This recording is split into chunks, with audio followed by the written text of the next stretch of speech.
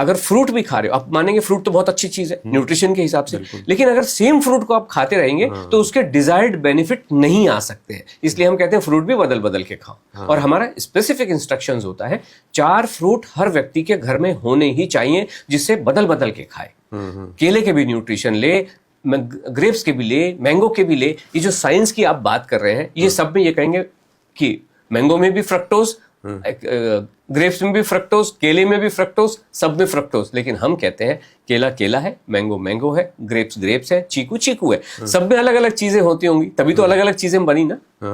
अच्छा, आप छिलके के खिलाफ भी वो रहते हैं कि किसी चीज को जो है उसके जो छिलका है वो हटा के ही वो मैं देख रहा था कि वो आप बताते हैं कि वो देखिए, हम ये कहते हैं कि आपके जो फिलॉसफी है लाइफ की, आपकी जो भी फिलॉसफी है, आप उस पे यूनिफॉर्मली अप्लाई करना चाहिए। अच्छा, साइंस जो है वो यूनिफॉर्मली एप्लीकेबल होनी भी चाहिए। मतलब जो ग्रेविटी के सिद्धांत आज इंडिया में है, वही अमेरिका में है, वही 2050 में भी होंगे, वही 1950 में भी थे। तो ये जो सिद्धांत है, अगर आपको लगता है कि आपको छिलके के साथ खाना चाहिए, तो उस केस में तरबूज भी आप छिलके के साथ खाइए, खरबूजा भी छिलके के साथ खाइए, पाइनएप्पल भी छिलके के साथ खाइए। कोई खा रहा है क्या? नहीं खा रहा है। केवल 1 या 2 फ्रूट, चुनिंदा फ्रूट ऐसे होते हैं जो आप छिलके के साथ खाते हैं, या जो सो कॉल्ड एक्सपर्ट है वो आपको कहते हैं छिलके में विटामिन होता है, छिलके में फलाना होता है। ये एक ही फ्रूट होता है मोटे तौर पे देखा जाए, जिसको एप्पल कहते हैं। बाकी अगर आप अंगूर का खाएंगे तो अभी अंगूर का छिलका निकाल देना, थोड़ा सा टेकिंग द थिंग्स टू फार, पेड़ छिलने वाली बात हो गई। बिल्कुल। तो इसलिए एप्पल का छिलका जरूर छील के खाएं। अच्छा, जो आपका तरीका है, हर तरीके का जो भी होता है, कोई ना कोई एक सिद्धांत होता है, वो भी हम आपसे समझेंगे। लेकिन फिलहाल जरा अब उनकी बात कर लेते हैं, उन चीज़ों की जो लगातार आप पर जो है कमेंट्स भी किए जा रहे हैं, जो खिलाफ जान पड़ती हैं। तो एक तो आता है उसमें जो यूजुअली अगर आप हेल्थ को लेके कुछ अगर अच्छा करना चाहते हैं या वेट लॉस करना चाहते हैं, तो लोग ये कह रहे हैं कि 3 वाइट चीज़ें छोड़ दो। सॉल्ट, शुगर, मैदा। आप क्या कहते हैं? कुछ भी छोड़ने की जरूरत नहीं। आप जीवन को टेढ़ा मेढ़ा कर रहे हो। और मैंने आपसे क्या कहा, हम जो भी बात कर रहा हूं मैं, वो एविडेंस बेस्ड बात कर रहा हूं।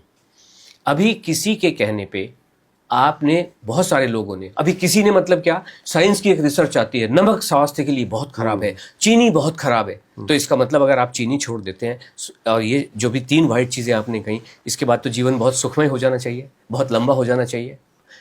डॉक्टर पवन सिंघल, उन्होंने चीनी और नमक न जाने कितने समय से छोड़ा हुआ था।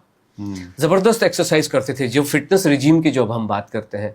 53 साल की उम्र में हार्ट अटैक से मौत। जब भी आप जीवन को टेढ़ा मेढ़ा करते हो, एक नॉर्मल वे में नहीं चलते, जब जीवन को नॉर्मल नहीं रहने देना चाहते हो आप, तो आपका हार्ट वीक होना ही है। और हार्ट वीक जिस दिन फेल होगा, आपको पता नहीं होता किस दिन फेल हो जाएगा। बैठे बैठे फेल हो जाता है। बिल्कुल सर, ऐसे तमाम एग्जाम्पल्स हम लोग के सामने आए हैं, और लोग आश्चर्य करते हैं, लोगों के सामने भी आते हैं कि फला व्यक्ति जो है कोई नशा नहीं, कोई गलत खाना नहीं, मसाले तक नहीं खाते थे, तेल कम खाते थे, लिवर फेल हो गया, किडनी में प्रॉब्लम आ गई, हार्ट की प्रॉब्लम आई। ये सब चौंकाता है, मतलब लगता है कि वाकई कितना कॉम्प्लिकेटेड है, या फिर हमें कोई सही गाइड नहीं कर रहा है। तो ये प्रॉब्लम तो है ही।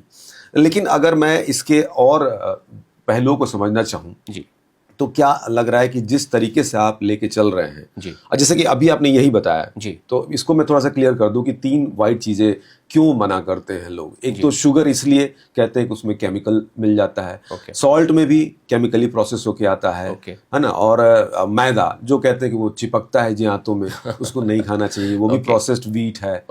तो ये वजह है इस तरह की बताते छोड़ने। एक चीज को, हम तीनों चीजों को एक चीज को डिस्कस कर लेते हैं, थोड़ा क्विकली कर लेते हैं। ये जो आपने कहा, ये लोग, ये कौन लोग हैं?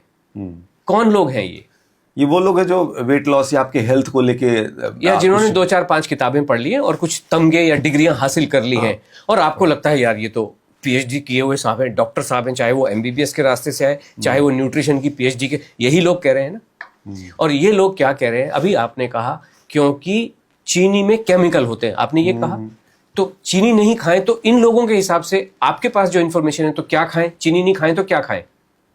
गुड़ का ऑप्शन देते हैं, शहद का ऑप्शन देते हैं। आप ठीक है, दोनों पे बात करते हैं।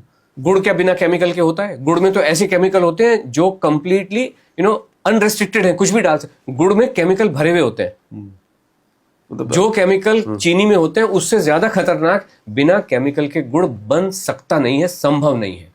एक बात, जहां पे गुड़ बन रहा है, जैसी कंडीशन में जो गुड़ बनाने की प्रोसेस है अरविंद जी, वो गुड़ बनाने की प्रोसेस में केमिकल तो जा ही रहे हैं, साथ में बैक्टीरियल इन्फेस्टेशन और हो रहा है। गुड़ बहुत खतरनाक है, गुड़ किसी को बिल्कुल भी नहीं खाना चाहिए। और हम तो कह रहे हैं कि अगर मीठा खाने का मन है तो चीनी खाओ, नॉर्मल व्हाइट वाली चीनी ही खानी चाहिए।